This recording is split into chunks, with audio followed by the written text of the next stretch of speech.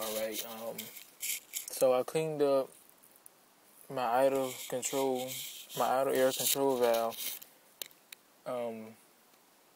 Once I took it up the first time, it didn't want to crank. It was just spinning over. Then I finally got it started, and it was actually running better before I cleaned it. It was idling better before I cleaned it. And it has a rough idle now. But I just read up some stuff on it on the internet, and I read some stuff that actually, after you take it off and clean it, you put it back on and run the motor, more gunk actually is probably entering the valve.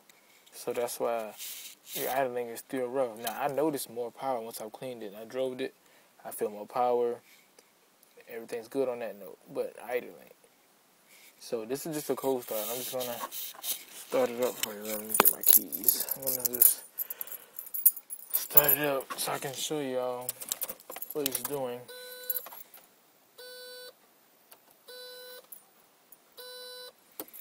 Fuel pump. And by the way, this is a 93 Sentra 1.6.